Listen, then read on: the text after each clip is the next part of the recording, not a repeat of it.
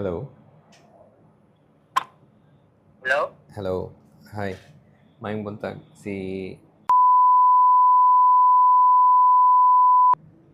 Yes. Ikaw to nag-message sa among Facebook page regarding sa kanang nay sagol nga worm daw o brown Oo. ng imuhang tubig. Oo. Okay. Ming Court Subdivision, Bulacau, Talisay, no? Okay. Oo. Unsa gyud ang water source ninyo? Deep well siya, sir. Kanang sa yuta, or gani. Okay. Unsa ka lawom ang inyong deep well? Ha? Unsa ka lawom ang deep well? Na, wala pa ko kay bawo dyan sa exact dyan nga depth, gani. Pero, kuhan siya, kanang namay tangki ba niya, ang naitangki dere, then ang deep well, ay ang tubig, ikan ra sa deep well. Okay. Ang tubig gikan sa deep well mo ato siya sa tangki sa subdivision, no?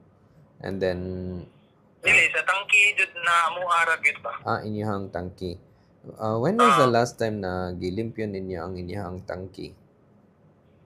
Last time nga, Gilimpyo, Tapos na sa sugam, mga 1 year na sa siguro, di man gud kami ang tag-iya sa dire, renta rami ba, pero gananon kami nga i-upgrade ra gani. Okay. Kay kung brown ng tubig usahay, unya nay murag ang roots, kung moingon kag roots manggod, that means roots good.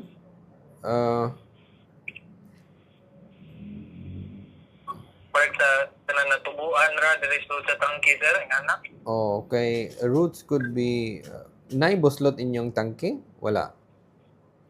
Naay ka ng kuan, mga tanong. Tanom na. So dito gyud ang roots, di ba? Pero ang lumot could be kanang kung able inyong tangke gamay, kung musod ang sunlight, na gyud ang lumot. Wako. Di ko sure if na-open man ni siya gamay. Yeah, it could be the lumot. Basta na sunlight mo sulod na jud ang lumot. Di na malikaya na. So the best choice is pa-cover gyud ang tangki. Make sure wala gyud sunlight para dili malumutan ang inyong tangki. So naay mga trees tapad sa imong water tank. Oo, Okay. So basically ang imong problema manggod is coming from the trees tapat sa imong tangke. So yeah, so you make sure you cover your tank properly first para dili masud ang mga worms ug tanom. Kaya ang lumot pod pwede nato i-control ang lumot, so i-cover jud na nato ang water tank or cover lang, make sure na wala gyud mga buslot ba para dili masud ang sunlight. And that should practically solve tanan nga mga problema nimo. Karon ang mga brown nga tubig, that can be easily solved with a filter lang bitaw nga kanang sediment filter lang. Barato ra na siya. We can solve that problem easily. So first, limpyohon ang tangki, tarungon jud siya para mapatay bitaw tanan mga lumot, ganang mga worms, patay siya. Then make sure cover ang tangki, tarungon nimo, and then you can buy the filter from us, sediment filter. Kanaraman masolba na imong problema. Tagpila sa kana. Ang sediment filter should be around 2,000 pesos. Pero the rest of the thing depende gud na siya sa unsa kadako inyong tangke, unsa kadako imong tangke. Pwede bitaw kamo na lang maglimpyo, butang ilang nga chlorine. Make sure na pila ka liter ang imong tangke? Tanawon pa na ko. Say 500 liters, 1,000 liters, 1,500 liters. Estimate lang. Kuan, tulay butang mga 500 siguro ni, di man kay ni siya dako jud kayo. Kanang mara siya oval sir ba? So kung 500 na siya, Butang ilang bisag 2 ka kilo chlorine, palit na lang ka diha sa bisag asa nga tindahan. Then make sure mix lang tarong sa balde. And Pila then ka chlorine, sir? 2 kilos lang chlorine. Diha lang sa 2 tindahan. kilos. Oh, make sure i-mix gyud na nimo tarong, then butang sa imong tangke. Keep it like that for maybe usa ka oras. Then pwede nimo i-drain ang imong tangke para malimpyo imong tangke ba. Then Saka itong mga lumot, sir. yeah, mga lumot. Pero dili man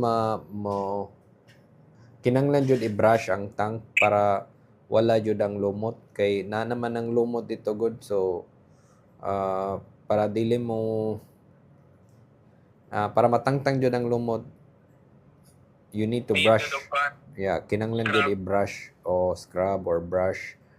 Pero mas humok na siya because of the chlorine. Mahumok na imong lumot dito sa tangke. And then make sure na fully covered ang imuhang tangke. Make sure na wala gyud siya buslot. Kung naay buslot, i-cover na lang siya. Butangi lang og butangi. Tarpaulin, ana. Pwede tarpaulin pero murag dili kay siya. I think much better kung depende sa unsa ka klaseng buslot. Pwede nimo murag tape na lang or kay dili man permanent ang tape, di ba? So kung kinanglan ka kung kinanglan jud ang buslot ato kanang nay nasud ang pipe or unsa, then just make sure na epoxy nimong tarong dito nga side. Basta dili inig-abli nimo ang imong tangke, dapat dili gyud musud ang sunlight dito. Make sure na wala gyud buslot.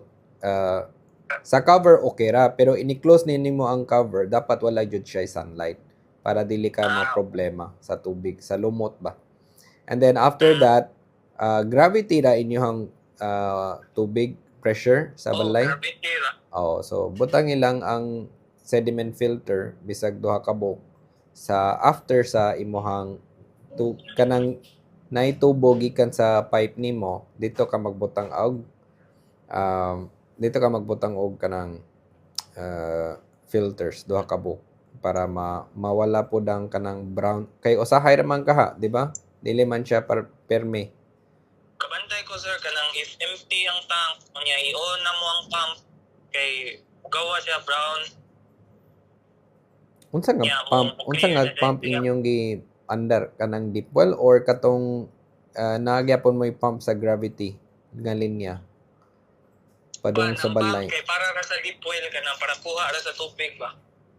Okay, sa deep well get. So okay ra kay kato hugaw gyud na ang tubig. Pero I'm just talking about kanang ang pipe gikan sa water tank kana dapat limpyo gyud na siya. So just make sure na kay said 2 ka sediment filters. Kung hugaw siya permi, kung brown gyud siya permi, then you need a sediment kanang you need a multimedia filter. Medyo dako-dako nga filter. Kato medyo mahal siya, nas mga 40 to 50,000 pesos. Pero that's kanang kaingon man ka rental man ang inyo ha, so much easier kung kato na lang sediment filter then. Pero kinanglan siya ilisdan every now and then kay kung hugaw na ang filter mohinay ang water pressure sa inyong balay. So mga pila ka nakaman sa ilis-ilisan, sir? Dili siya months, depende gud siya sa unsa ka hugaw ang inyong tubig. So kung hugaw siya permi almost every other day or depende kada semana, basin usa or kada buwan, depende gud siya sa unsa ka hugaw ang tubig. Basta hugaw ang tubig, iya jud i-filter. So kung clear ang tubig for let's say 5 days, di na kinanglan mailistan. Pero kung let's say hugaw gud kayo ang inyong tubig, it's a filter. So if the filter gets dirty, dapat ilisdan. So dili siya di ta kaingon unsa jud kanang permanent solution or dili like let's say moabot siya usa ka tuig, that's wrong. That's not possible. So depende gud siya sa unsa ka hugaw. Okay, sir. So you think pwede na siguro nga mag-sedimentary lang sa amin niya if mo improve ang kuan, ang quality sa tubig, or if dili kay mag-multimedia na lang yun. Yes, yes, yes. Ang multimedia manggod, it's the reasoning behind the multimedia is kanang kung sige mong ilis sa inyong filter, then you put as multimedia na lang para dili na kasigig ilis ang imong filter. Kay useless na manggod na siya o sa it becomes inefficient manggod kung sige kag ilis imong filter. So para wala kay labad sa ulo, install na lang kag multimedia filter. Pero that's your kanang roadmap bitaw, kanang that's your game plan moving forward. Unahon nimo ang sediment filter, then kung sige kag ilis ang imong filter, then go for the multimedia filter na lang para easy. Okay. Yeah. I will ask the group, my social media manager, to message you na lang sa imong Facebook pila jud ang prices sa filter and sa installation fee. Yeah. Okay, sir. Thank you. What's your name, sir? My name's AJ. Ako, Okay. Yeah. All right. Thank you, sir. Thank you Okay. very much. Thank you very much. Bye.